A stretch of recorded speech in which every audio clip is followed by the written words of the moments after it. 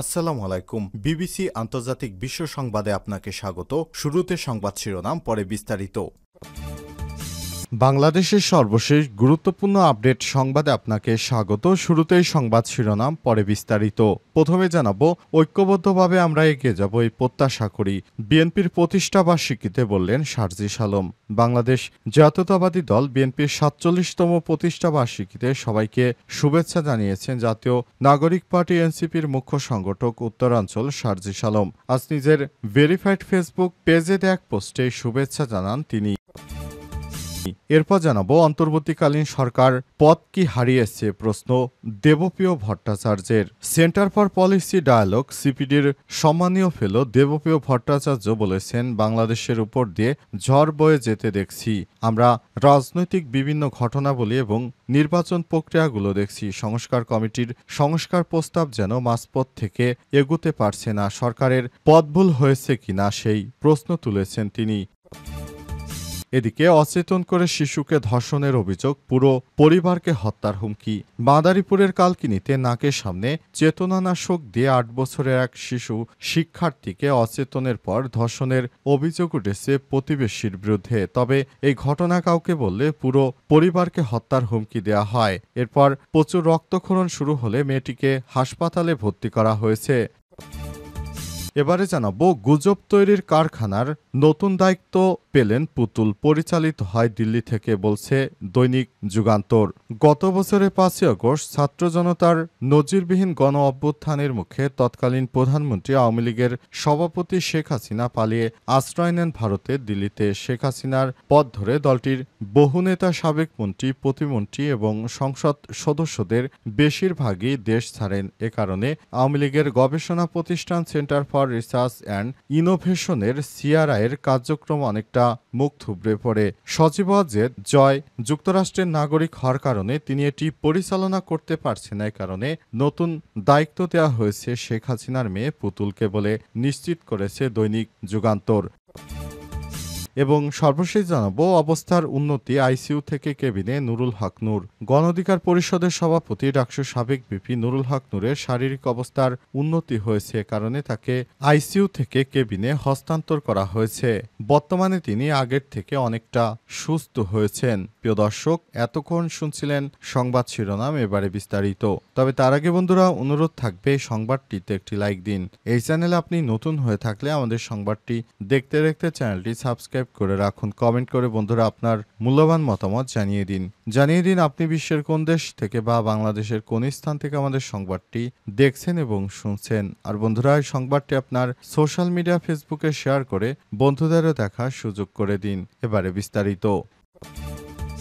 ঐক্যবদ্ধভাবে আমরা এগিয়ে যাব এই প্রত্যাশা, বিএনপির প্রতিষ্ঠা বার্ষিকীতে বললেন সার্জিস আলম। বাংলাদেশ জাতীয়তাবাদী দল বিএনপির ৪৭তম প্রতিষ্ঠা বার্ষিকীতে সবাইকে শুভেচ্ছা জানিয়েছেন জাতীয় নাগরিক পার্টি এনসিপির মুখ্য সংগঠক উত্তরাঞ্চল সার্জিস আলম। নিজের ভেরিফাইড ফেসবুক পেজে এক পোস্টে এই শুভেচ্ছা জানিয়েছেন তিনি। পোস্টে সার্জিস আলম বলেছেন, বাংলাদেশ জাতীয়তাবাদী দল বিএনপির ৪৭তম প্রতিষ্ঠা বার্ষিকীতে সবাইকে শুভেচ্ছা। তিনি আরও লিখেছেন, গণ অভ্যুত্থান পরবর্তী বাংলাদেশ ও জনগণের স্বার্থকে সর্বাগ্রে প্রাধান্য দিতে গণতান্ত্রিক উত্তরণের পথে সকল ষড়যন্ত্র মোকাবেলা করে ঐক্যবদ্ধভাবে এগিয়ে যেতে হবে। এ সময় সার্জিস আলম আরও লিখেছেন, দেশটা আমাদের সবার, সুতরাং এগিয়ে নেওয়ার দায়িত্ব আমাদের সবার। তাই নতুন বাংলাদেশ গড়ার জন্য আমরা সব সময় দৃঢ় প্রতিজ্ঞ।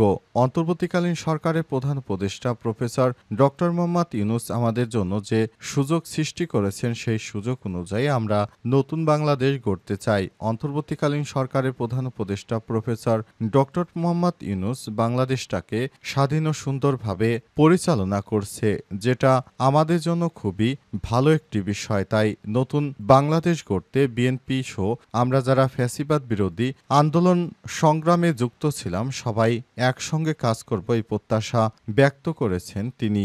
অবস্থায় নতুন বাংলাদেশ গঠনে ঐক্যে যেন কোনো ফাটল না ধরে সে বিষয়ে সবাই একসঙ্গে কাজ করার আহ্বান জানিয়েছেন সার্জিস আলম। আর বিএনপির প্রতিষ্ঠা বার্ষিকীর দিনে তিনি এই বিষয়টি নিশ্চিত করেছেন। অন্তর্বর্তীকালীন সরকার কি পথ হারিয়েছে প্রশ্ন দেবপ্রিয় ভট্টাচার্যের। সেন্টার ফর পলিসি ডায়ালগ বা সিপিডির সম্মানিত ফেলো দেবপ্রিয় ভট্টাচার্য বলেছেন, বাংলাদেশের উপর দিয়ে ঝড় বয়ে যেতে দেখছি আমরা। রাজনৈতিক বিভিন্ন ঘটনাবলী এবং নির্বাচনী প্রক্রিয়াগুলো দেখেছি। সংস্কার কমিটির সংস্কার প্রস্তাব যেন মাঝপথ থেকে এগোতে পারছে না। এটা কি আকাঙ্ক্ষার অভাব, সক্ষমতার অভাব, নাকি বড় ধরনের স্বার্থের আঘাত লুকিয়েছিল? অন্তর্বর্তীকালীন সরকার কি পথ হারিয়েছে?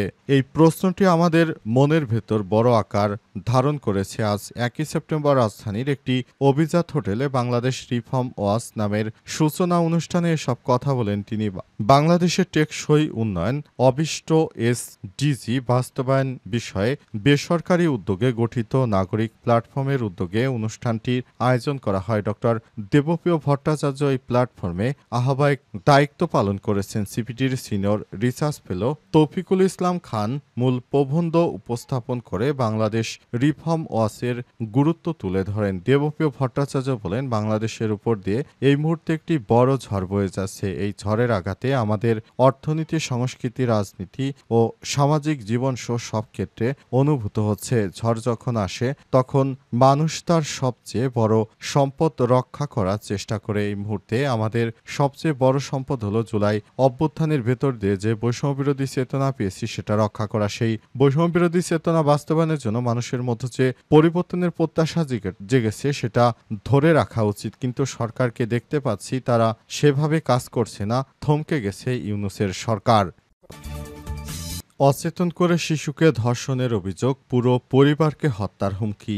মাদারীপুরের কালকিনিতে নাকের সামনে চেতনানাশক দিয়ে 8 বছরের এক শিশু শিক্ষার্থীকে অচেতন করার পর ধর্ষণের অভিযোগ উঠেছে তার প্রতিবেশীর বিরুদ্ধে। তবে এই ঘটনায় কাউকে কিছু বললে পুরো পরিবারকে হত্যার হুমকি দেওয়া হয়েছে। এক পর্যায়ে প্রচুর রক্তক্ষরণ শুরু হলে মেয়েটিকে ভর্তি করা হয় হাসপাতালের ওয়ান স্টপ ক্রাইসিস সেন্টারে। এই ঘটনার সুষ্ঠু বিচার চেয়ে স্বজন ও এলাকাবাসী এদিকে আইনগত ব্যবস্থা গ্রহণের আশ্বাস দিয়েছে পুলিশ। ঘটনার পর পলাতক অভিযুক্ত সোহাগ শিকদার বন্ধ রয়েছে তার ব্যবহৃত মুঠোফোনও।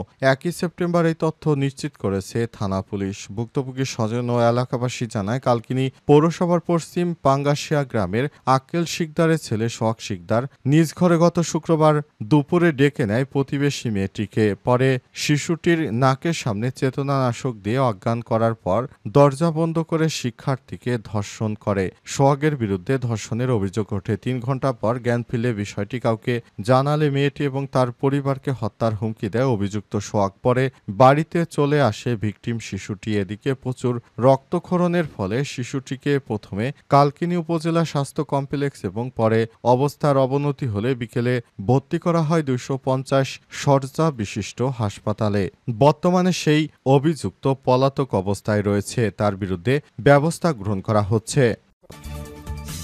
গুজব তৈরির কারখানার নতুন দায়িত্বে পুতুল পরিচালিত হয় দিল্লি থেকে, বলছে দৈনিক যুগান্তর।